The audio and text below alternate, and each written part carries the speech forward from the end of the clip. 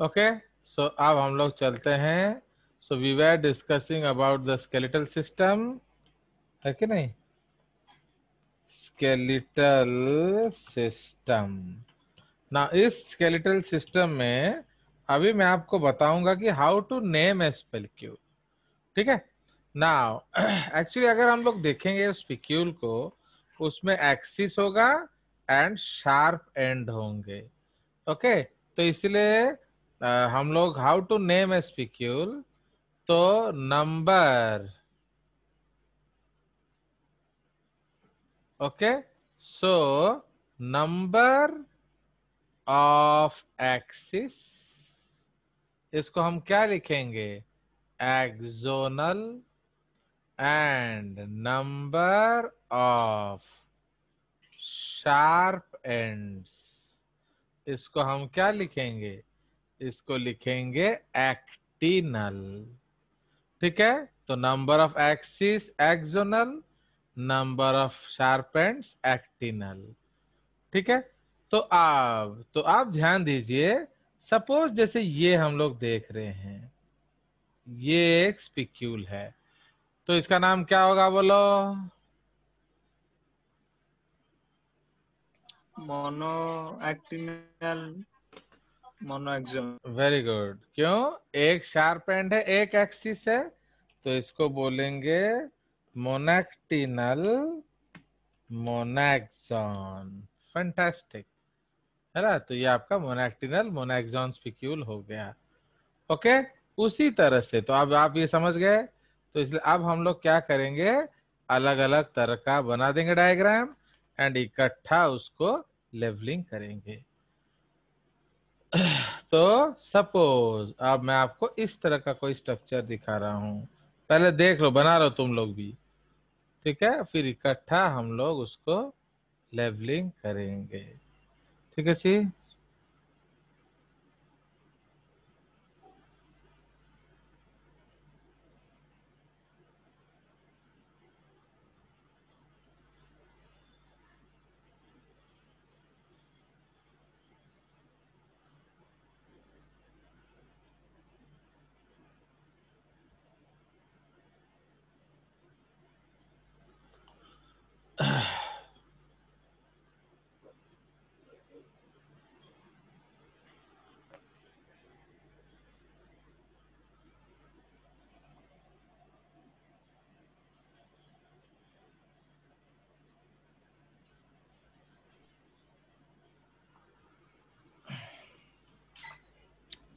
हो गया।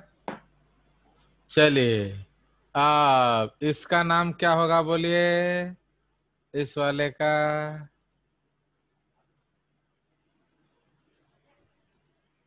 तो what will be the name of this spicule, बोलो?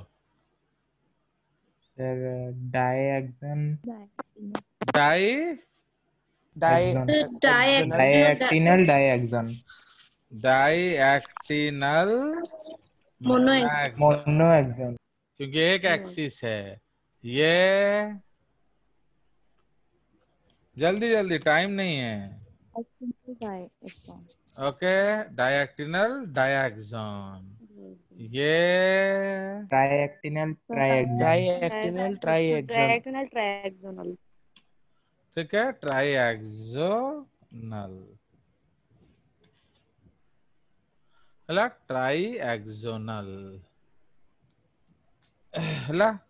तापर ये पॉलीएक्टिनल पॉली, क्या तुम्हारे गांव में पॉली है? हेक्साक्टिनल, हाँ, हेक्साक्टिनल हेक्साक्सोनल। हेक्साक्टिनल हेक्साक्सस होता है पागल? हाँ, इज देयर एनी हेक्साक्सोनल कंसेप्ट? तो ये क्या होगा? ट्राइएक्सोनल। ट्राइएक्सोनल। क्यों? ये प्लस एक्सिस है या माइनस एक्सिस है? तो 6 एक्सिस होता है कभी? ये तारा जैसा दिख रहा है, ये उसका छोटा भाई है, तो सिंस ये तारा जैसा है, इसको हम लोग क्या बोलते हैं?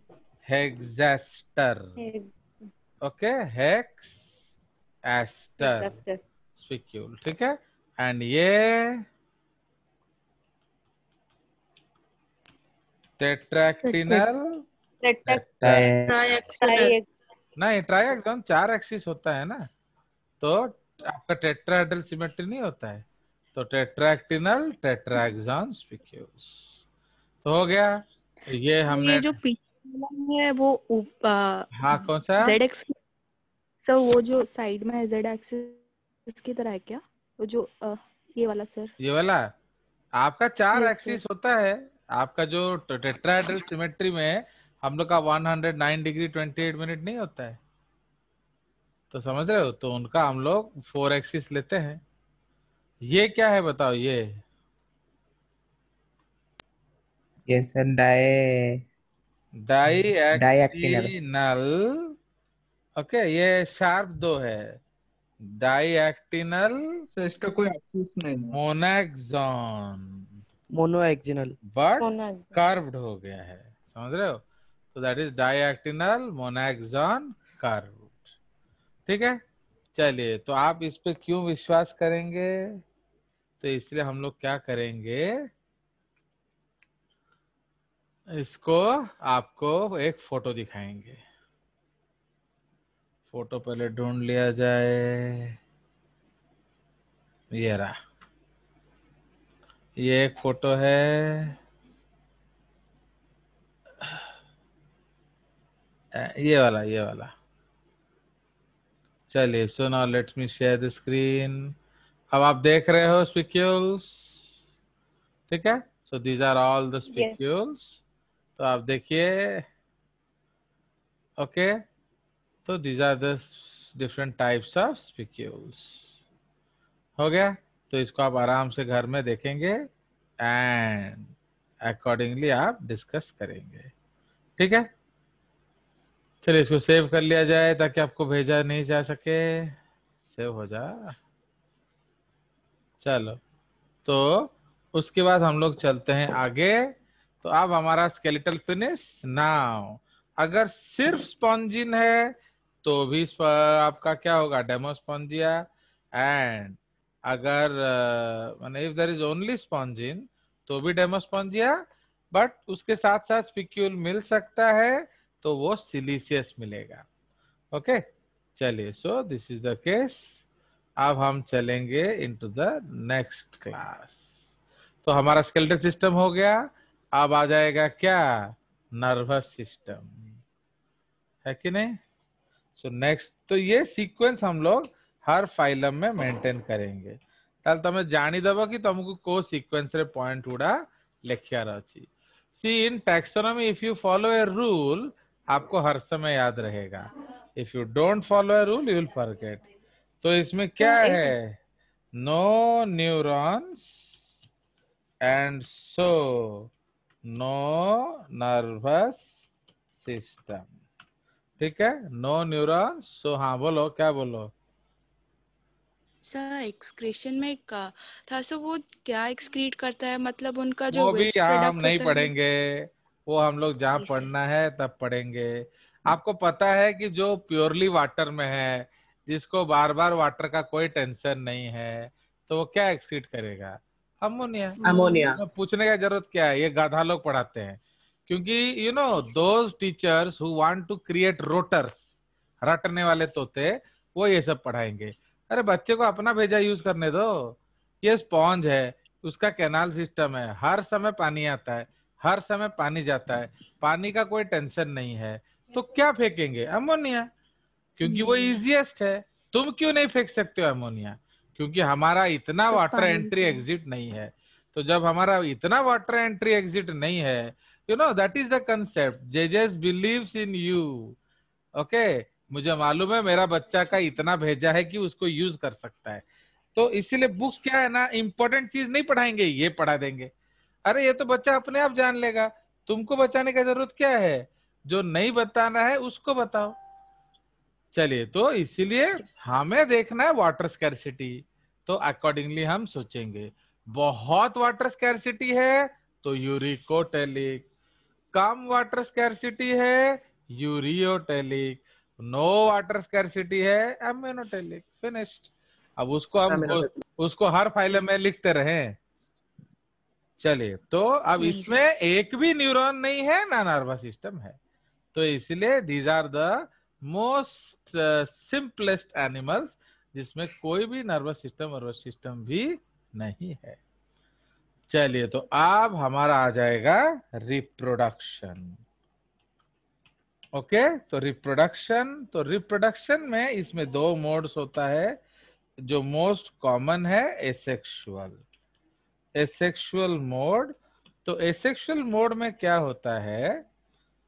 Okay, asexual mode, so these animals reproduce by the following asexual modes।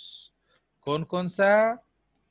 Okay, number 1 that is called fragmentation, है कि नहीं? तो फ्रेगमेंटेशन आप जानते हैं कि तोड़ो और फेंको, अपने आप नया स्पॉन्ज आएगा। Okay, take a sponge, break it into n number of pieces, throw it, you will get n number of sponges. उसके बाद है गेमेशन। ओके, गेमेशन या इसको हम लोग एक्सटर्नल बर्डिंग बोलते हैं। ओके, तो एक्सटर्नल बर्ड्स को हम लोग गेमा बोलते हैं। सो दिस इज गेमेशन या एक्सटर्नल बर्डिंग। दे में फॉर्म एक्सटर्नल बर्ड्स। ये सबसे इजीएस्ट बर्डिंग होता है। ओके, आप देख रहे हो एक जो कॉलोनी है, एक्चुअली मैंने इस देवव्रत को दिखाया सॉलिटरी स्पॉन्ज, वो बोलता है सर वो कॉलोनियल है। क्यों मालूम है? क्योंकि वो देख रहा है इतना सारा सॉलिटरी है, तो इसका मतलब what happens, they have all branched out. तो each branch is a bird. वो बर्ड से बड़ा होके ग्रो हो गया। जैसे अगर आप देखोगे, एक suppose you have put a banana tree, तो अब क्या होगा?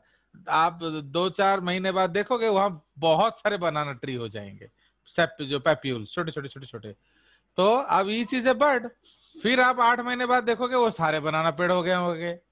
तो समझ रहे हो कि नहीं? इसका मतलब क्या है? External birding is one of the most common types of birding. But इनमें एक स्पेशल टाइप ऑफ बर्डिंग होता है, that is called internal birding. Okay, so they have a special type of budding that is called gemulation, yeah, internal budding.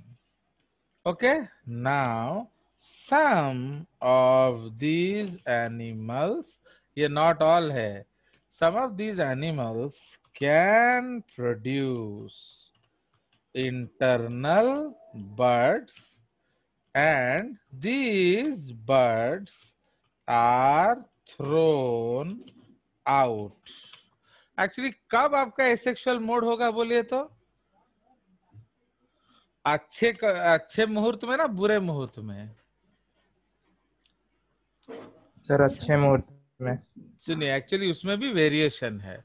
तो जो गेम्युलेशन कब होगा? जब पानी सूख रहा होगा, फाइन, जब पानी सूख रहा होगा। तो सम ऑफ, एक्चुअली क्या होता है, जो आपका गेम्यूल है वो टफ टाइम्स को सह सकता है। ओके, तो some of these animals can produce internal birds, and these birds, इसको हम लोग क्या कहते हैं? Gemmules. Okay, these birds are thrown out into the surrounding. They are made up of a of a layer of body wall which surround many। कौन से sales बोलिए? तो कौन सा सेल लेकर जाएंगे तो पूरा स्पॉन्ज वापस मिलेगा? Which cell should we take in order to get back all the other cells? Somatic cells. बोलो बोलो, जल्दी बोलो, कहना आगे। Somatic cells. अब तुम चुप रह जाओ बस। जब एक बार मैं यस नहीं बोला तो आपका आंसर गलत है, चुप रहेंगे। बार बार somatic archaeocytes. Archaeocytes, yes, so they are made up of a layer of body wall which surrounds क्या? many archaeocytes. Why? Which are totipotent cells. समझ रहे हो? Now, full stop. They may be protected by क्या? They may be protected by spicules. तो अगर होगा तो मोनाक्सॉन spicules होगा। ठीक है जी। Now these can pass the dry stage. Okay, these can pass the dry stage. Now, when favorable conditions return, okay, when favorable conditions क्या return, तो क्या होगा? तो when favorable conditions return, what will happen? बताओ। Water will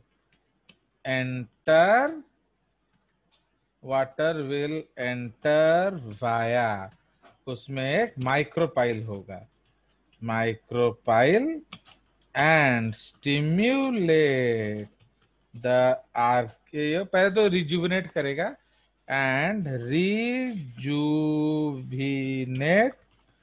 and stimulate the archaeocytes to divide and differentiate into क्या? They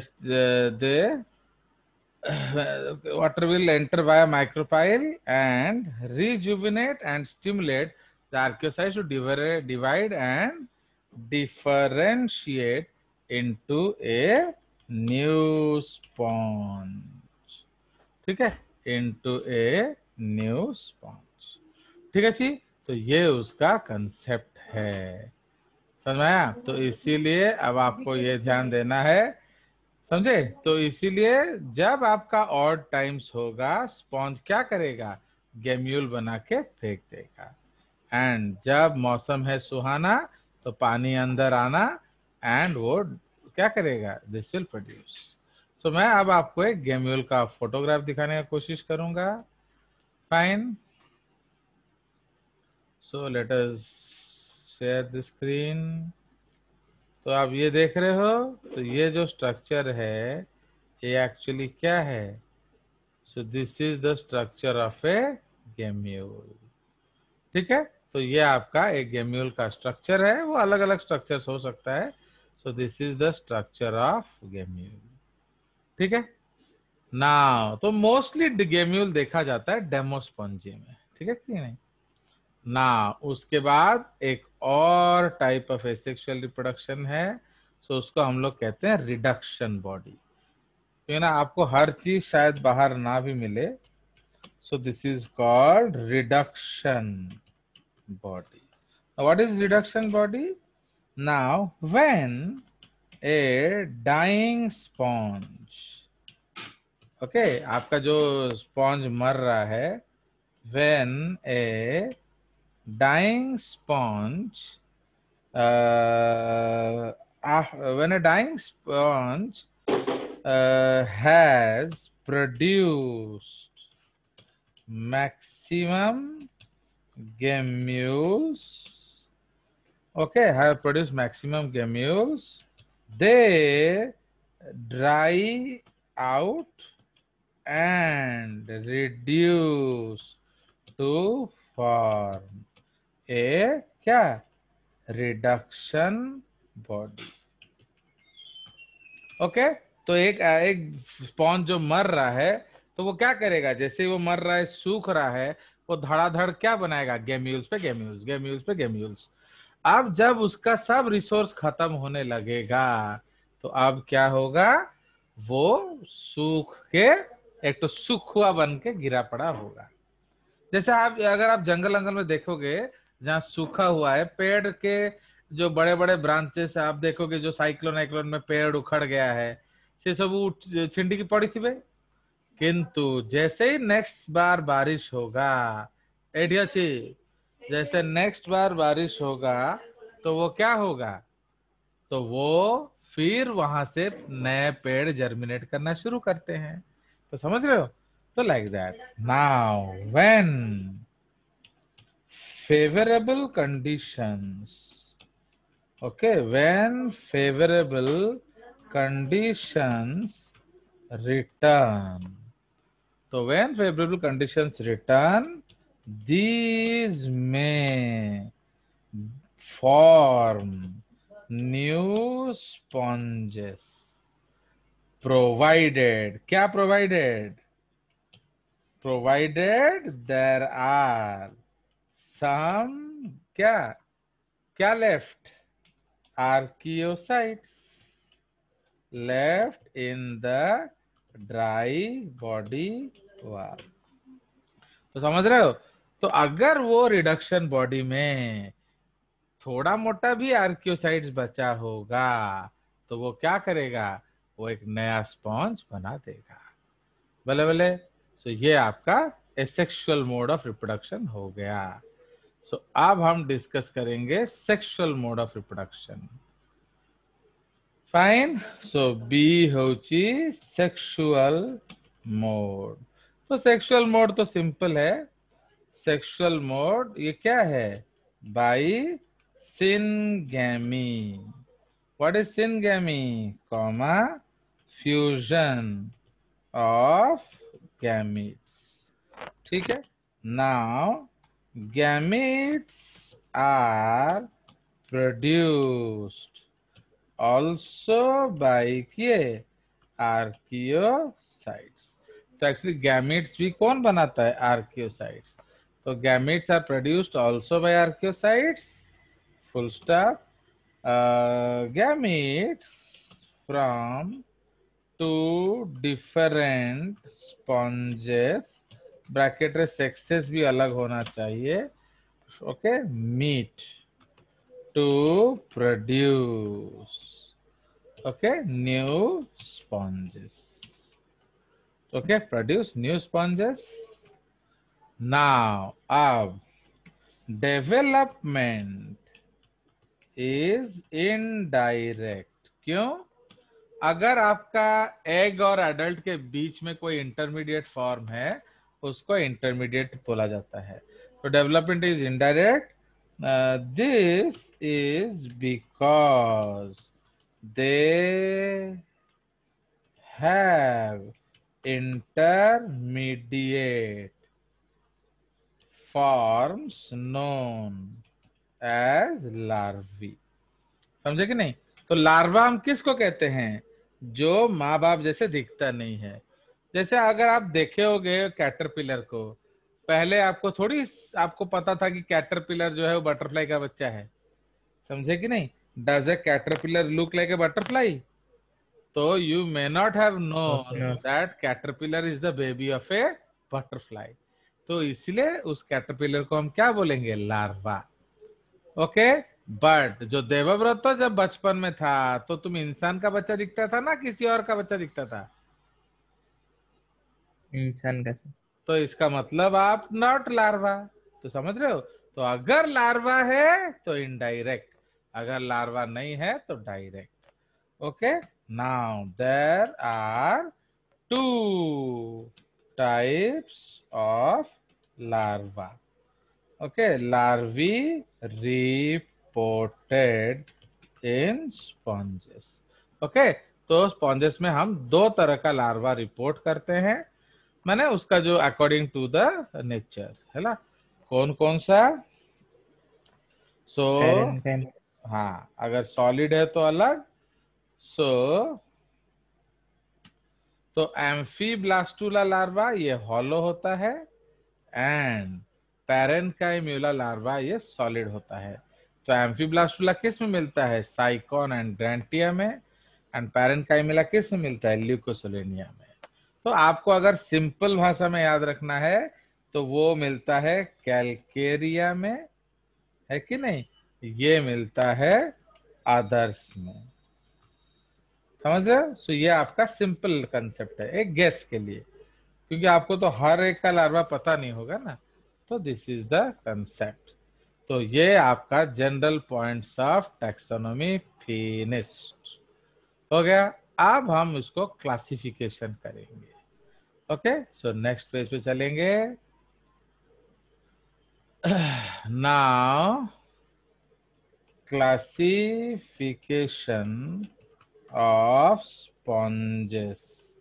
तो हम जानते हैं, तो स्पॉन्जेस का क्लासिफिकेशन किस आधार पे हुआ था बताइए, बोलो। अभी ऑलरेडी मैं नेचर ऑफ बता चुका स्केलेटन। हूँ, बस। तो classification of sponges on the basis of nature of skeleton. Okay, तो नेचुरे या फ्यूचुरे या culture. Okay, nature of skeleton. तो अब हम लोग क्या करेंगे, हम इसका आपका 4 ठो कॉलमवा बनाएंगे। फाइन, तो विल मेक 4 कॉलम्स।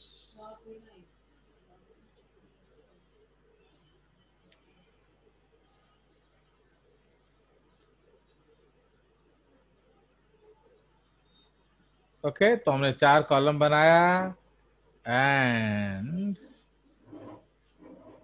ये आपका हेडर देंगे। तो आप इसमें ये क्या है, इधर हम लोग क्या लिखेंगे, सो दिस इज फीचरवा। ओके, दिस इज द फीचरवा। ये हम लोग का class number 1। Okay, class number 1, तो that is called Calcarea. Okay, ये है क्लास नंबर 2, हेक्स एक्टिनेलिडा। इसका नाम बोल सकते हो क्यों पड़ा, हेक्स अच्छी एक्टिनेलिडा। इसमें कौन सा स्पिक्यूल होगा, hexactine spicule. It has 6 sharp points. Except Exact. Class 3 है डेमोस्पॉन्जिए। भले भले, सो ये हमारा हो गया क्या, दिस इज द हेडिंग। अब आधार, तो नेम कैसे रखा आपने भैया बिना पूछ के, सो इसलिए अब हम लोग डिस्कस करेंगे हाउ आर दे नेम्ड। तो बेसिस ऑफ नेम, तो आप इधर क्या लिखेंगे, तो लैटिन भाषा में कैल्सिस का मतलब होता है क्या, CaCO3, लाइम, चुन्न चुन्न। ओके, इसलिए उसका नाम पड़ गया। नाउ इधर क्या लिखेंगे बोलो, तो हेक्सा का मतलब होता है 6 प्लस एक्टिन का मतलब होता है 7। शार्प। उसके बाद डीमास, या डीमास का मतलब होता है होल प्लस स्पॉन्जिन। ओके, तो ये उसका आधार हो गया। देखो कितना मजा, बढ़िया दिख रहा है कि नहीं। Yes sir. तुम्हें फिर भी Yes, लोग sir. विजय सर को लाइक नहीं करते हो, अब बताओ। तो अब देखिए, तो ये है बेसिस ऑफ नेम। तो कैल्सिस लाइम से पड़ा, हेक्सेक्टिन से आपका इसका नाम रख दिया गया, पूरा बॉडी स्पॉन्जिन से बना है, उसका नाम रख दिया गया। भले भले, तो अब फीचर में सबसे फर्स्ट पॉइंट हम लोग क्या पढ़ेंगे। ओके, तो फर्स्ट पॉइंट जो हम लोग पढ़ेंगे वो है nature of spicule. Okay, first point है स्केलेटन। तो स्केलेटन, तो इधर क्या लिखेंगे स्केलेटन में, मेड अप ऑफ कैको3। कैको3 क्या होता है, calcium carbonate. Okay, so made up of calcium carbonate 1 3 4 red spicules. तो मोनोक्सॉन, डाइऑक्सॉन, टेट्राक्सॉन सारे स्पिक्यूल्स मिलेंगे। ठीक है, तो ये आपका आ गया। इसमें एक्चुअली बहुत वेरिएशन है, तो उसमें हम लोग पंगे में फंसना नहीं चाहिए। हेक्सेक्टिन में ये उसमें कैरेक्टरिस्टिक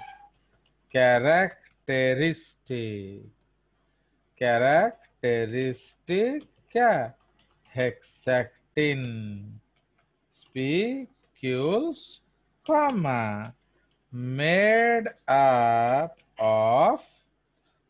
ऑफ क्या CO2. What is CO2? Silica.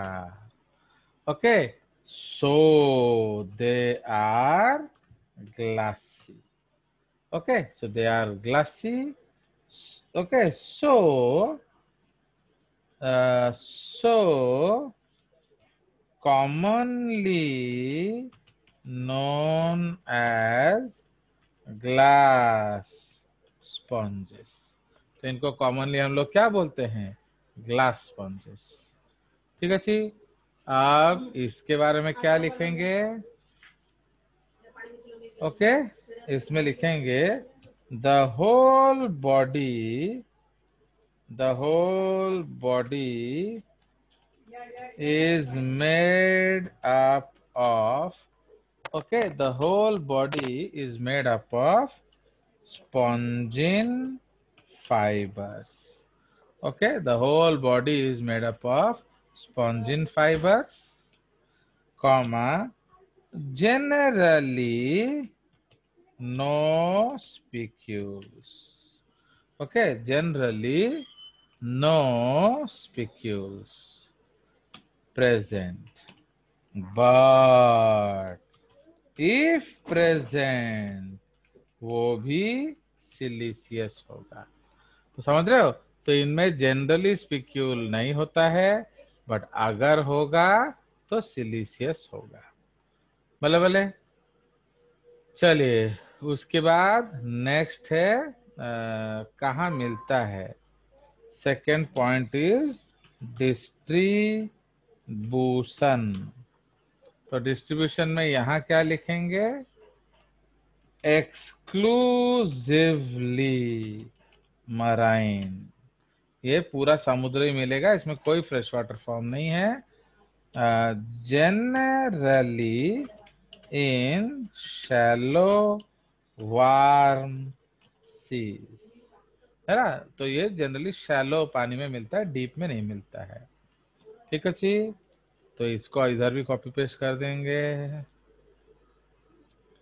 तो इसमें क्या लिख देंगे? तो exclusively marine but found in deep seas. तो ये डीप सीज में भी मिलेगा। ओके, बट इधर क्या है? तो जनरली मराइन। ओके, ये जनरली मराइन होता है, बट तो उसको रेड में लिखेंगे ना, इंपॉर्टेंट पॉइंट है। तो but a single fresh water family present.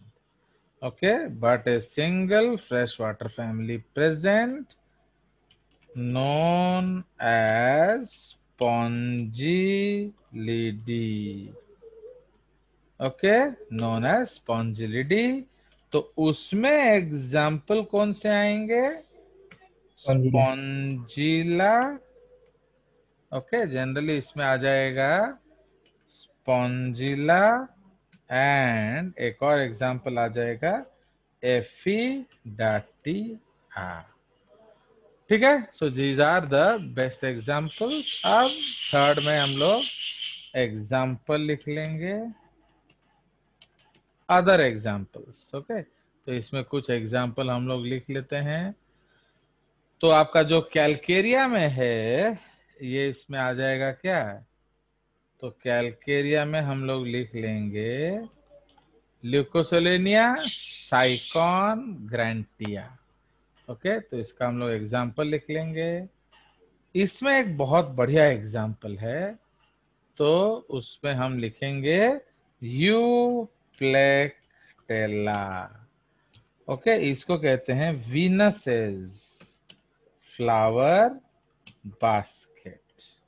तो इसका एक स्टोरी मैं आपको सुनाऊंगा, कॉमा हायालोनिमा, ओके एटसेट्रा। तो ये सब आपके कुछ स्टोरीज हैं इसके बारे में। इधर आपको क्या मिलेगा एग्जाम्पल डेमोस्पोंजिया में, जितना भी आप ले लो। स्पॉन्जिला एफिडाटे तो हमने लिख लिया, यू स्पॉन्जिया ले लेंगे, ओके क्लियोना ले लेंगे, ठीक है जी। तो आप इसमें लिख सकते हो, किधर गया, ओके तो यू स्पॉन्जिया, सॉरी ये है यू स्पॉन्जिया कॉमा स्पॉन्जिया। तो इसको क्या कहेंगे, बाथ स्पॉन्जेस, इससे आप नहा सकते हो। तापरे ऑस्कारेला, ये इसमें नो स्केलेटन होता है, ये बहुत इंपॉर्टेंट है। ऑस्कारेला में कोई भी स्केलेटन नहीं होता है। क्लियोना, ये है क्या, बोरिंग स्पॉन्ज, ये क्लास बोरिंग नहीं है, ये छेद कर देता है, they are called boring sponge. चलिए ऐसे आपको काफी एग्जांपल्स है, मैं लिख दूंगा आपको। अब एक्चुअली यूप्लेक्टेला जो है ये एक स्पॉन्ज है, ओके। तो जब ये बच्चा होता है इसमें काफी बड़े बड़े छेद होते हैं, ठीक है। तो दो चिंगुड़ी माछा, उसका नाम है स्पॉन्जिकोला वेनस्टा। तो वो लोग जो अपना घर छोड़ के भाग जाते हैं, एक गाना गाते हैं। कौन सा गाना बोलिए, हमने घर छोड़ा है, रस्मों को तोड़ा है, दूर यूप्लेक्टेला के अंदर जाएंगे, नई दुनिया बसाएंगे, है कि नहीं। तो हमने घर छोड़ा है, रस्मों को तोड़ा है, दूर यूप्लेक्टेला के अंदर जाएंगे, नई दुनिया बसाएंगे। अब वो उसके अंदर अपना मजे करते रहते हैं। तो धीरे धीरे वो बड़े होते हैं, स्पॉन्ज बड़ा होता है, तो वो बड़े होने से उनका साइज बढ़ता रहता है, स्पॉन्ज बड़ा होने से उनका पोर साइज छोटा होता होता रहता है। इसीलिए वो अब मरते दम तक साथ रहते हैं, कभी अलग नहीं होते। तो इसीलिए यूप्लेक्टेला का इंपॉर्टेंस क्या है, given as marriage gift in Japan to signify क्या, till death us do part, मतलब मरते दम तक हम जुदा नहीं होंगे, हम डाइवोर्स नहीं देंगे, हम साथ में ही रहेंगे। हो गया। सो इंशाल्लाह, so these are some cases. अब ऐसे काफी सारे एग्जाम्पल्स हैं, आप उसका एक लिस्ट रख सकते हैं।